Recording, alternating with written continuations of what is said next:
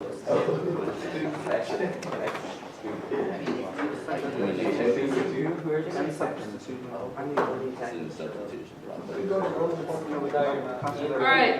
everyone good? So we've got sustainability.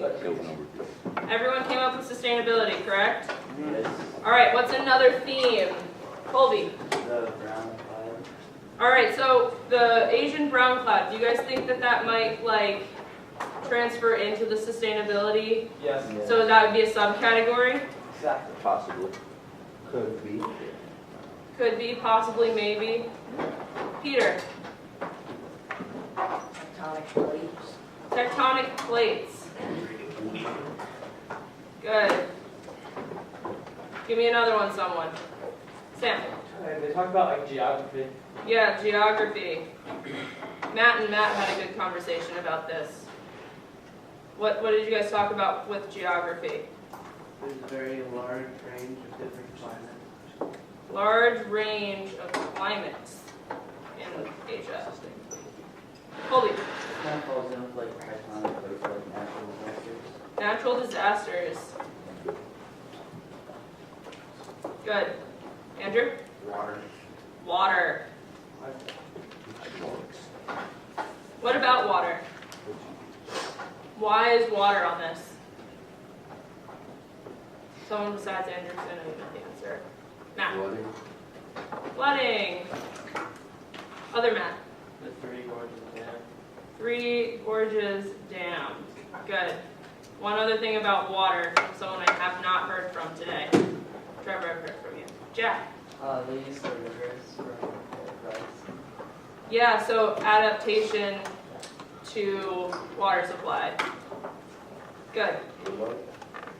Alright, give me one more example. Peter? Hydraulic civilizations. So would that fall under water? Yeah, let's give me one more example that's not under one of these categories. Arvin. Land masses. Land masses. What do you mean by land masses? So like throughout East Asia, there are various like differences in the land. Like for example, like Upper China and Northern China and Mongolia are more like mountainous and snowy, while Eastern China is more fertile. Okay, cool. So land masses and their differences. Well, so Good. All right, so we've got our 5 key themes.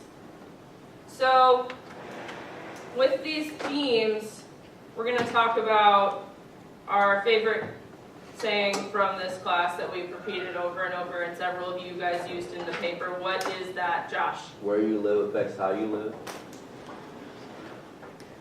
Good. So let's talk about that for a little bit. How does what you're reading talk about? All right, and when we talk about our reading, we need to what? Sam? go to. Go to the reading. Good. All right. So what about the reading describes this point? Ian?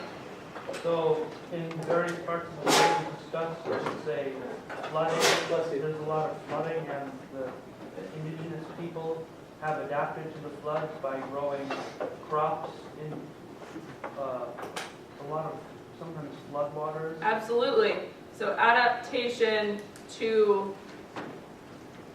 the landscape. Example, flooding, which leads to growing crops in floodwaters. What kind of crop are we talking about? Right? Yeah, good. Rice. What's another example of how they adapt to their landscape? Curtis? They use the water to trade, since that the mountains are usually covered in all of West China. Like the mountains covering India, so they can like trade with them. Yeah, so they use waterways to trade. Good.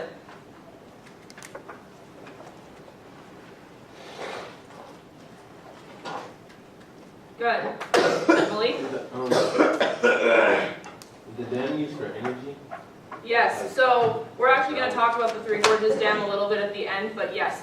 the dams are used for energy. So with flooding especially and rivers, there's hydroelectric power that's generated.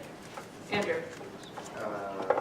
So also with the dams, they put the dams to create reservoirs for the people to drink safe water. Yeah, so dams, so we're gonna make that a sub-point. Hydroelectric power, water reservoirs, for drinking water, and that's not how you spell reservoirs.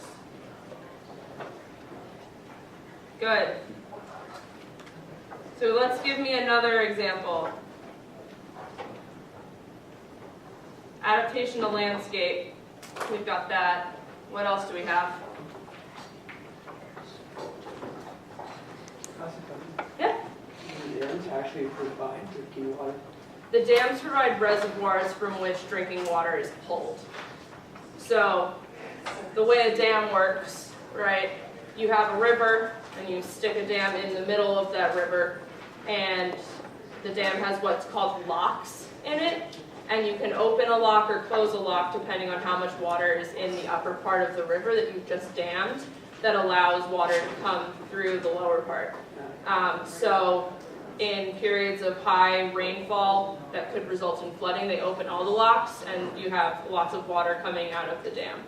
In periods of drought, you close the locks, so the lower riverbed might be dry or not quite filled, really low, but the upper river will have enough water to supply people for agriculture, for drinking, etc. Yeah, so where you live affects how you live. Adaptation to the landscape.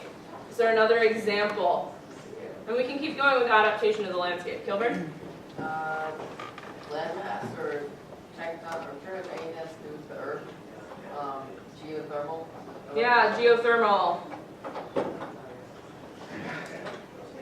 And that's something that's occurring in Asia, not quite to the degree that hydroelectric power is, but geothermal is being used.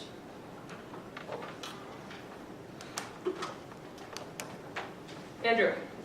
So with the people who live in Mongolia, They still use the same style of house they used to because where they live, if they can't stay in one place for too long because it'll change and there could be periods of drought. Yeah. So they have everything brand new, so they still have their style set. Yeah, so the Mongolian traditional lifestyle, what would we call this lifestyle?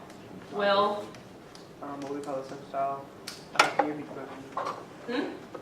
So we got the Mongolian traditional lifestyle. What kind of lifestyle do they live? Kind of isolated. Yeah, so they're isolated. Josh, do you want to help them out? Like nomadic kind of. Nomadic, that's exactly what we're asking for. What does nomadic mean?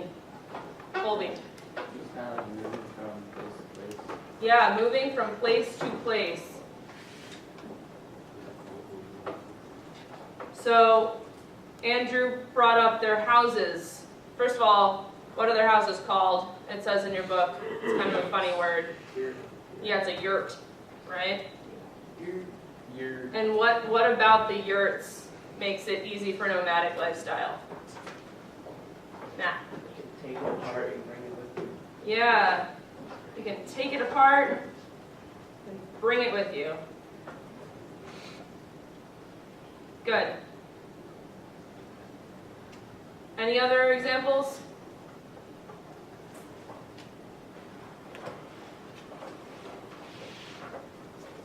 No other examples? All right. Do you guys want to talk about sustainability? That was like a really big thing. I want to talk about the cloud. You want to talk about the cloud. You want to talk about the Asian brown cloud. Yes, Will these notes be on your Google Classroom? I can put them on the Google Classroom, but I do want you guys to get in the habit of taking your own notes. Right? Cool. So let's move on to sustainability.